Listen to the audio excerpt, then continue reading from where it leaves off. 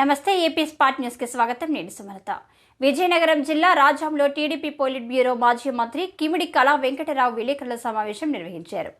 ఈ సమావేశంలో ఆయన మాట్లాడుతూ రేపటి నుంచి శ్రీకాకుళం జిల్లా ఇచ్చాపురం నుండి లోకేష్ శంఖారావం అనే కార్యక్రమం ప్రారంభించుచున్నారని, దీనికి టీడీపీ కార్యకర్తలు పార్టీ శ్రేణులు విజయవంతం చేయాలని పిలుపునిస్తూ వైసీపీ ప్రభుత్వంపై తీవ్ర స్థాయిలో మండిపడ్డారు. పోలీసులను, రెవెన్యూ వ్యవస్థను తన చేతిలో పెట్టుకుని ప్రజలను భయభ్రాంతులకు గురి చేస్తున్నారని, మద్యపానాన్ని చెప్పి ఇప్పుడు ఓట్లు అడగడానికి ఎలా సిద్ధం అని అంటున్నాడని, కూరగాయలకు, హోటళ్లకు, ట్యాక్స్లకు పేటీఎం ఉంది, కానీ ఇసుకకు, మద్యానికి పేటీఎం తీసి దాచుకోవడం జగన్మోహన్ రెడ్డిని, వారి గ్యాంగ్ని ఓటు అనే ఆయుధంతో 2024లో బంగాళాఖాతంలో కలిపేయడం ఖాయమని వ్యాఖ్యానించారు. రేపు ఉదయం శ్రీకాకుళం జిల్లా ఇచ్చాపురం నుంచి లోకేష్ బాబు శంఖారావం అనే కార్యక్రమాన్ని ప్రారంభిస్తున్నారు. ఈ శంఖారావం అనేటటువంటి దీంట్లో జగన్మోహన్ రెడ్డి అరాచక ఆటవిక పరిపాలన పైన, అరాచకాలపైన శంఖారావాన్ని పూరించినటువంటి లోకేష్ బాబు గారు ఇచ్చాపురం నుంచి తన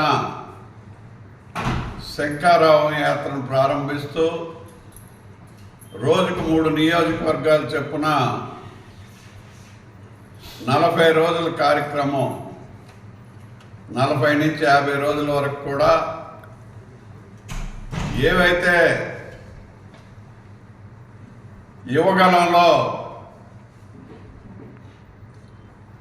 మరి వెళ్ళనటువంటి నియోజకవర్గాలు ఉన్నాయో వాటిని కవర్ చేయడం కోసం ఈ శంఖారావ కార్యక్రమాన్ని లోకేష్ బాబు ఏర్పాటు చేసుకోవటం జరిగింది. ఈ రాష్ట్రంలో జరుగుతుండేటటువంటి అప్రజాస్వామిక, రాజ్యాంగ వ్యతిరేక, అరాచక శక్తులు విజృంభించి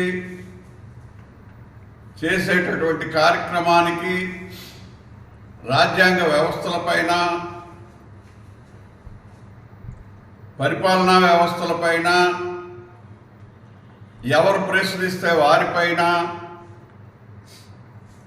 వారు వీరు అనకుండా అందరూ, అన్ని వర్గాల ప్రజలు, అన్ని మతాల ప్రజలు అందరూ కూడా సఫర్ అయినటువంటి కార్యక్రమం ఏదైతే ఉందో దీంట్లో భయభ్రాంతులను చేశారు. పోలీసుల చేతిలో పెట్టుకున్నారు, రెవెన్యూ ఆఫీషియల్స్ చేతిలో పెట్టుకున్నారు,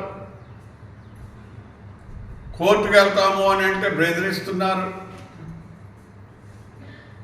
అందుకు ప్రజలందరినీ కూడా భయభ్రాంతులు చేసే కార్యక్రమాల్లో ఎవరిళ్ళకాలు పరిమితం అయినటువంటి పరిస్థితి